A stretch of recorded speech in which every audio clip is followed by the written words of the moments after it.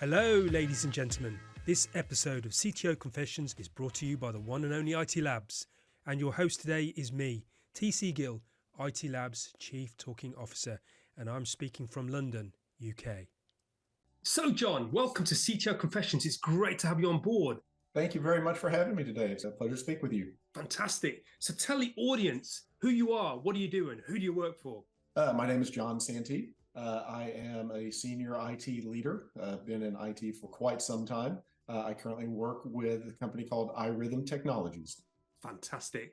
So I'm going to jump straight in there and ask you about your passions. What's the thing that rocks your boat? What makes you jump out of bed in the morning? So you would think as somebody who is a technology leader, I'm going to come to you with some whiz-bang technology. That's really not it at all. For me, what got me into this space to begin with and what still drives me, and I'm going to try to not make this sound too corny or cliche, is the helping aspect. The ability to help others do their job, to help others do what they're needing to in their life.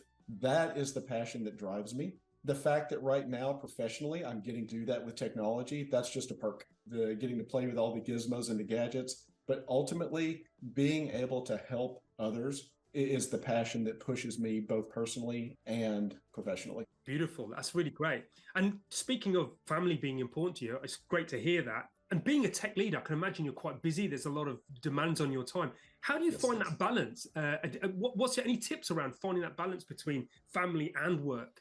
So we hear people talk a lot about work-life balance, and I've become part of the group that I really don't believe that terminology applies. I like to think of it much more as work-life flow, especially now that we've had the pandemic. We've seen this very significant shift in people either working from home 100% or a hybrid model where work stops, a personal time starts, and then the inverse of that happens. It's very much a continuum now.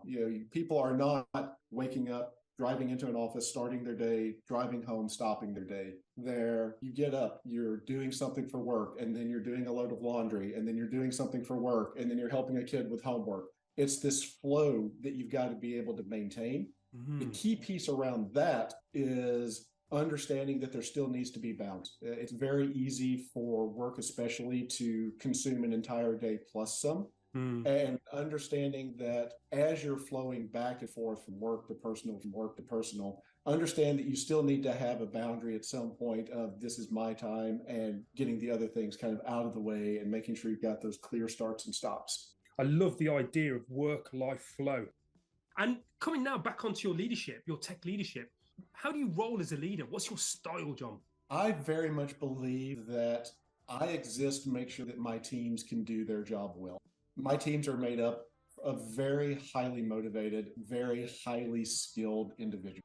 Whenever I decided to take on a leadership role, I stepped back away from being that hands-on technical person. And now I have to rely on them to be able to do what I know they can do.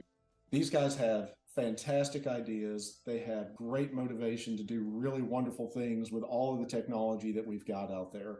I need to make sure that they understand that as a company, we have specific sets of resources, we have specific sets of goals, and how their passion for all of cool tech can align with those resources and those goals. That's my job. I'm giving them that direction to point. At that point, I then have to listen to them. They've got to come to me with, this is what we should be doing. And I go advocate for that. When we make a decision on something that we are going to do, I advocate for them to have the resources and the correct time and the correct personnel. All the while, I'm supporting these guys. I'm not telling them what to do. I'm listening to what we do and making sure, of course, that it then aligns with what, as a company and as an organization, are the goals and the objectives. Yeah, I love it. And this brings me on to something that we discussed offline, which is around the concept of servant leadership. And I think I loved your perspective on this. And just to say, what you've described sounds to me like servant leadership. You're there to support.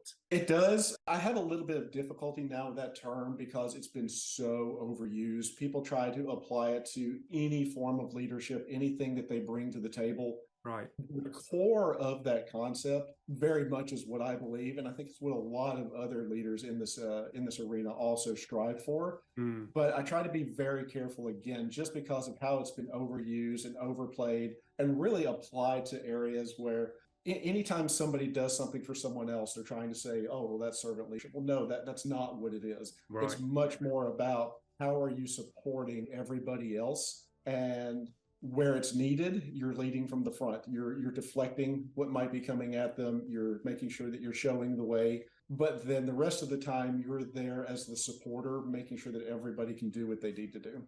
It's an interesting take. I'm hearing what you're saying, and I kind of see where sometimes when we label something, we then try to kind of fit that, and it's not always appropriate. And I think that's the problem, is that people think, well, that's what you need to be.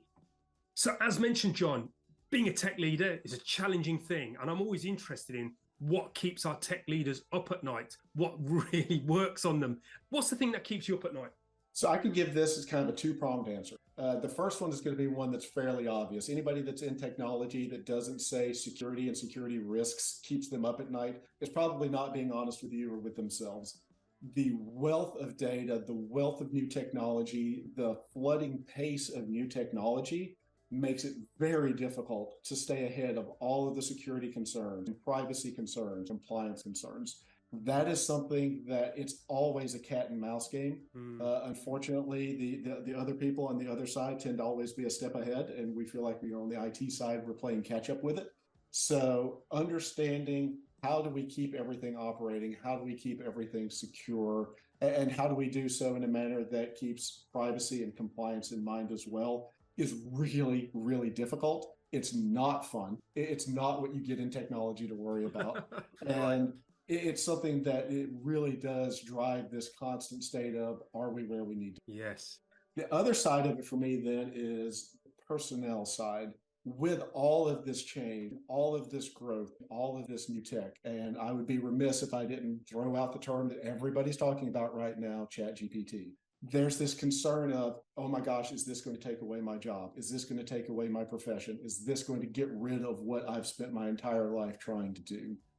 Helping my teams understand what the next new technologies are going to be, which ones are real versus which ones are temporary, and helping them to navigate their skills and their career growth is something that really is a big concern. I want my teams to know that what they're doing is safe and that they're preparing for what they need to be doing next. That takes a lot of time. It takes a lot of effort. And if I'm wrong, if I pick something and I say, oh, this isn't going to be around in 5 years, and it instead becomes the thing 5 years from now, I have now affected the lives of these people who were coming to me asking for advice on what the next step should be. So that really is something that weighs on me as an important responsibility. Yeah, I love it.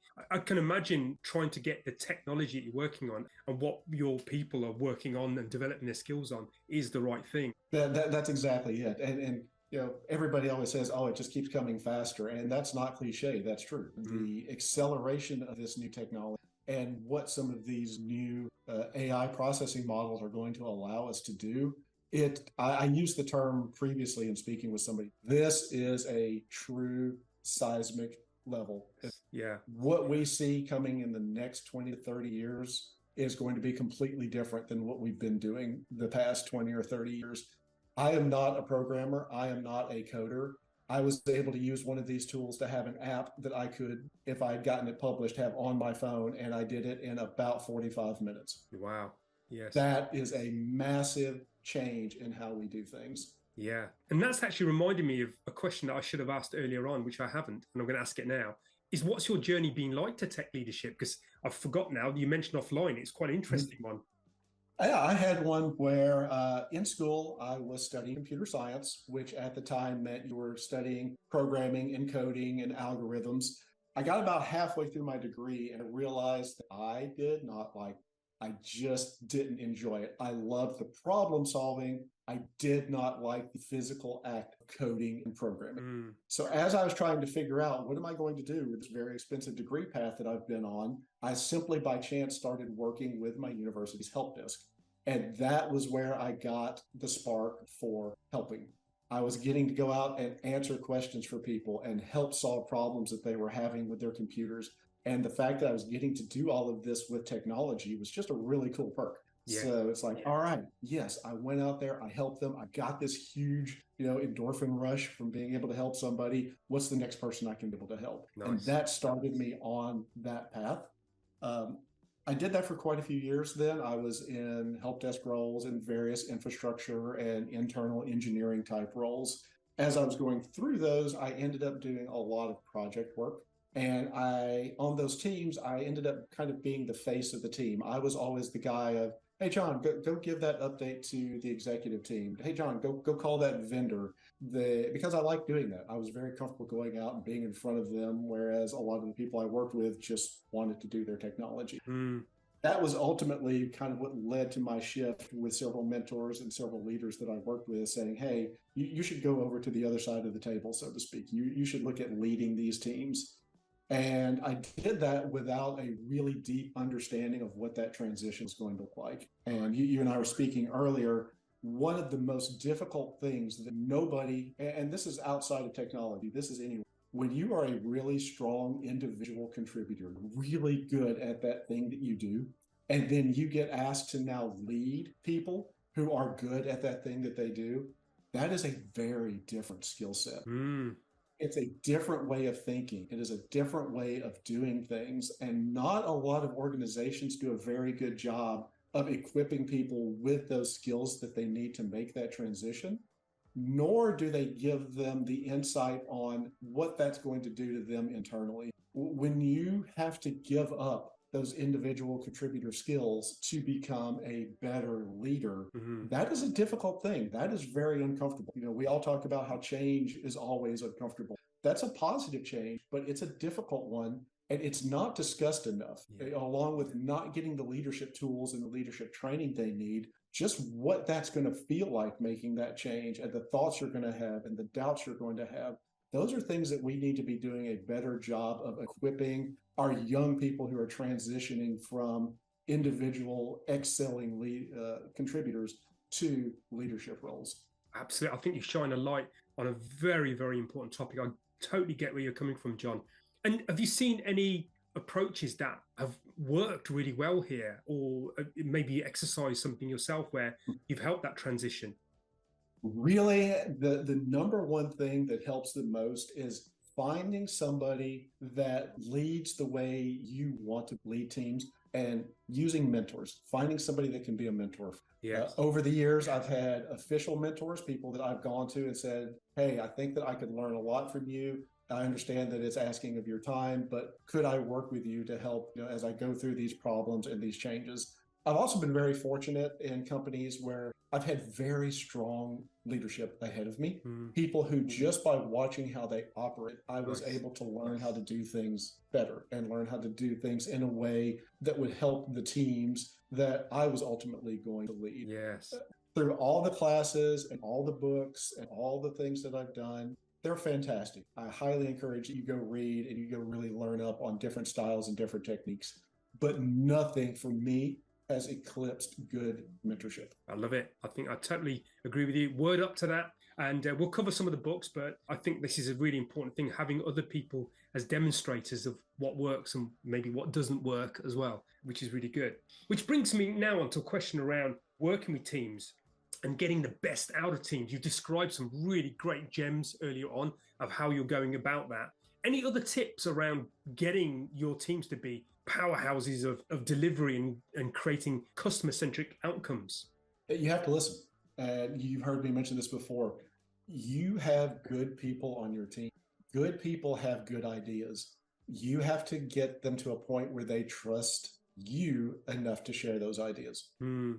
That involves, whenever you come into an organization, you have to listen a lot more than you.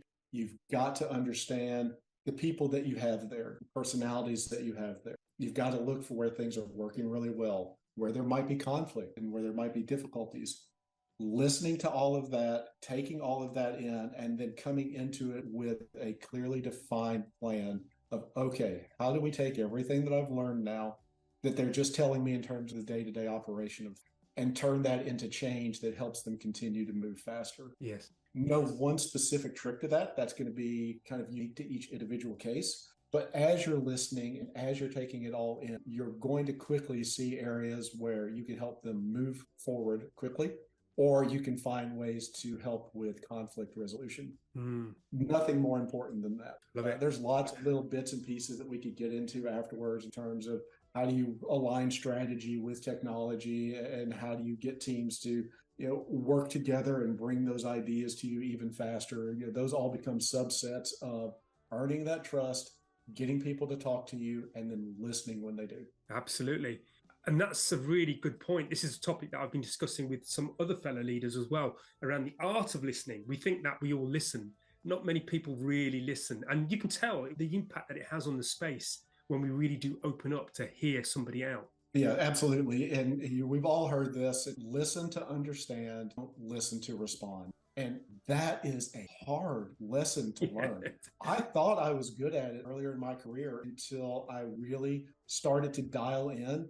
And even when I wasn't trying to talk over people anymore, when I kind of got past that initial hurdle, my brain was still talking over people. Yes. Like, even though I wasn't speaking in here in my head, I was talking to myself about, well, here's what I'm going to say as soon as they stop. Yes. And getting past all of that to a point where you can shut your mind down, you listen to what they're saying. Yes. That's tough. And the other piece of that people don't understand is you have to get comfortable with silence.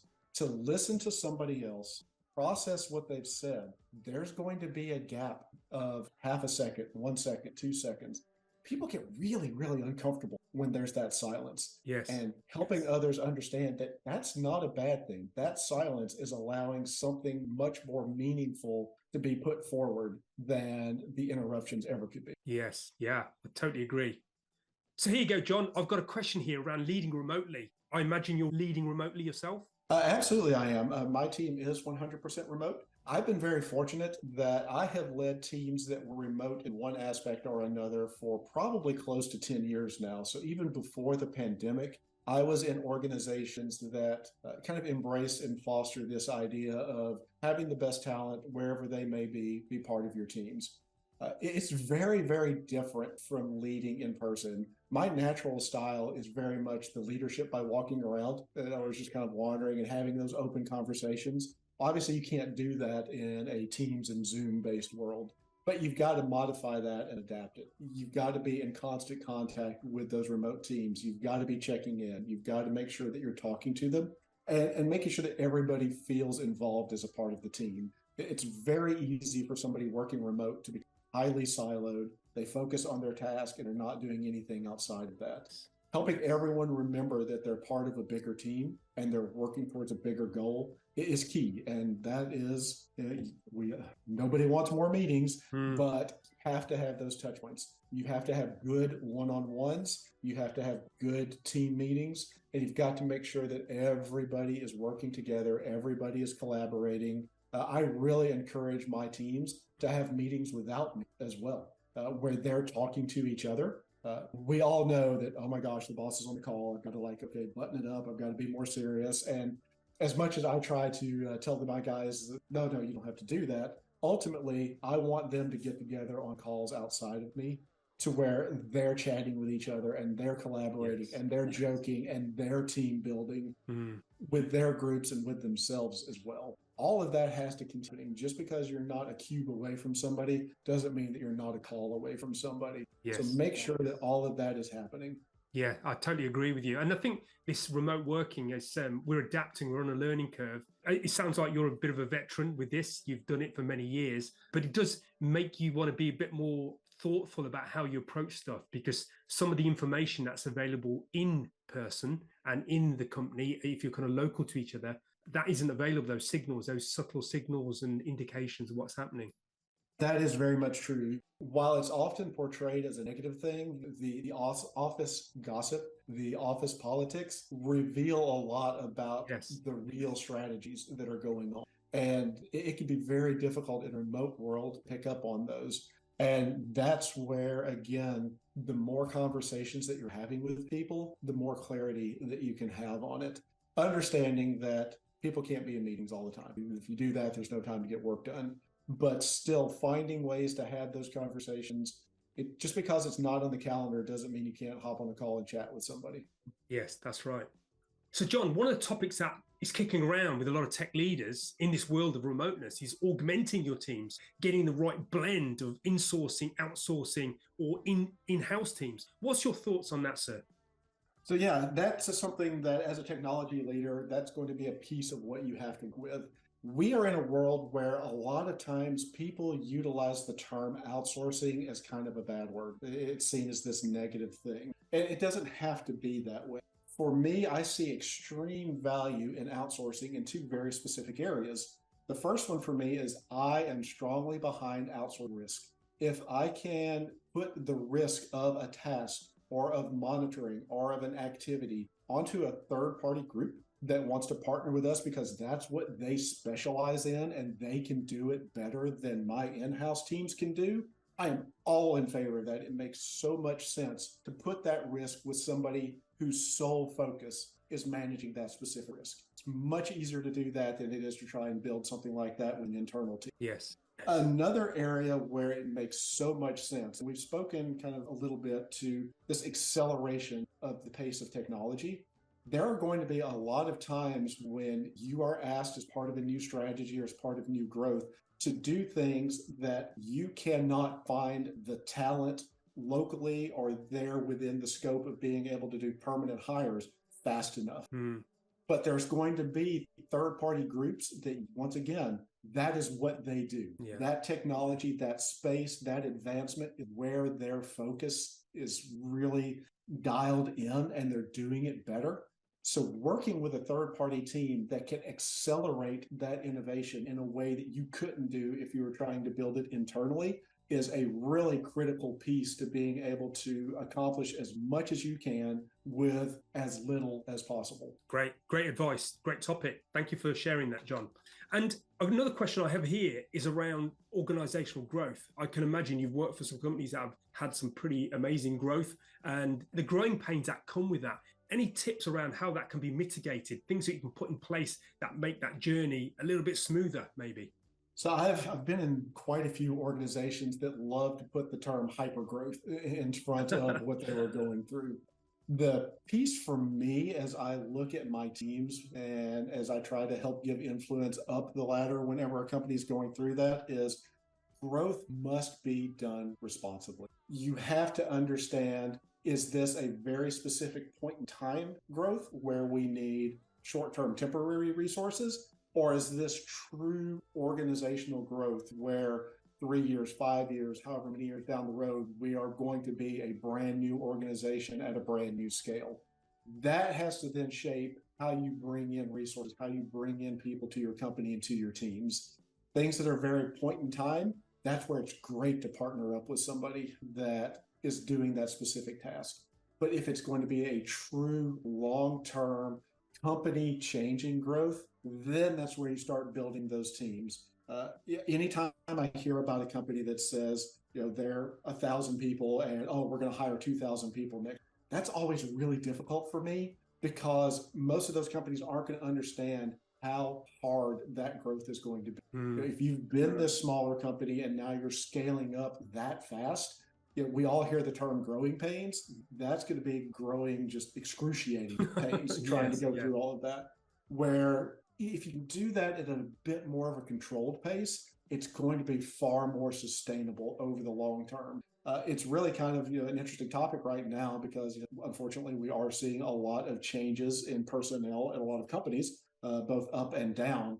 And the companies that over the last several years added thousands and thousands of employees are the ones that now that we come out the other side of this are eliminating thousands and thousands of employees. Yes. Whereas the companies that did it in a very controlled, very sustainable manner are still growing in that very controlled, very sustainable manner. And I subscribe very much so to that latter ideology, building and growing. Absolutely. And speaking to one of our previous guests, and something I aligned to, is that at the end of the day, these people that you're hiring, there's people at the end of it. And to be taking them on and affecting their lives and then dumping them like they just weren't needed. And there's a human impact to this. And I understand there's a balance to be struck here. And it's a very difficult decision. But you point to this caution of being a little bit more thoughtful about how you do that.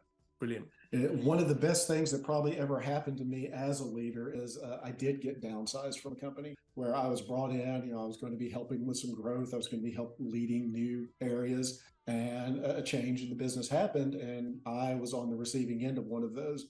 I'd read about it. I'd heard about it. I had to downsize people whenever offices were closed in the past. But to be on the other side of that gave me a very appreciation for it. Yes. And I will forever, for the rest of my career, be infinitely more mindful of how those things need to happen. That's great to hear. Thank you, Jon.